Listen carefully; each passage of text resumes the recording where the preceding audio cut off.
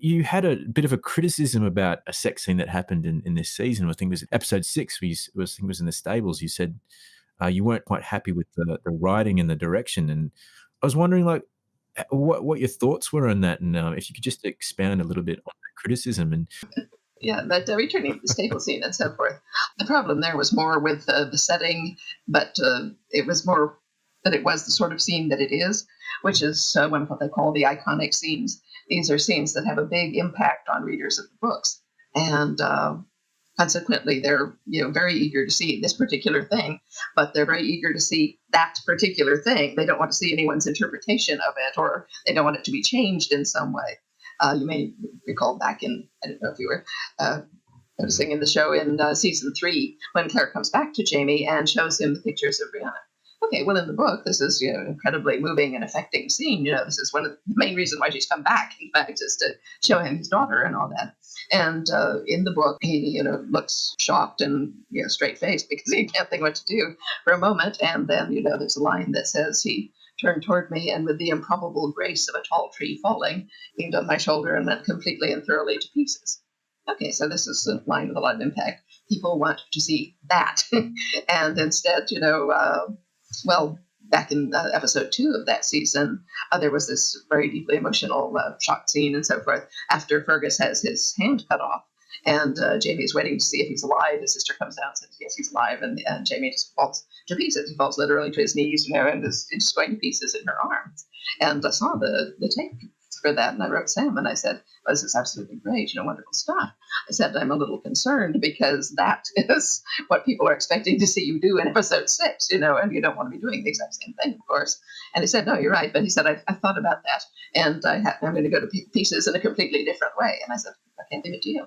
So anyway, he did, and that wasn't what they were expecting to see. And so there was something that they had fits, and basically the complete impact of the scene was lost because they didn't get to see that line. And so same with the stable scene. They were actually using lines directly from the books. I can't complain about the writing, really. It was more how they what they had going on around that particular bit, because, and I don't know how this got involved. They had sort of framed it with this odd sense of not quite jealousy between them, but they had to get from where they were into a scene of white-hot passion in about 5 seconds, which is really, really difficult to do, and they didn't do it for obvious reasons. In the book, it's written completely differently. Amy goes off to gamble with Claire's ring. She's furious, but she understands what he's doing. Anyway, she falls asleep and so forth. And a little later, someone is playing with her feet in the darkness. She's on a bed with a number of other ladies, and someone, obviously a man, is playing this little piggy with her toes, and she's going, "Who the hell is that?" Anyway, when he leaves, she gets up and goes out. She aroused all the other women. Anyway, she goes out and she sees Jamie, at the bottom of the stairs, completely drunk and not incapable by any means, but completely drunk. And she doesn't know whether he's just been in her room or someone else, and he's just come along. And anyway, at that point, he just grabs her and takes her out to the stables, and they have this ferocious sex, and she's in a shift. And he's wearing a kilt. It's not a problem. That's hot. Yes, exactly. It is hot. Yeah. So in this one, we have this brightly lit, completely sterile-looking stable, and she's out there petting the horse, and he walks in cold. And there's 2 or 3 lines of exchange about the rings and so forth.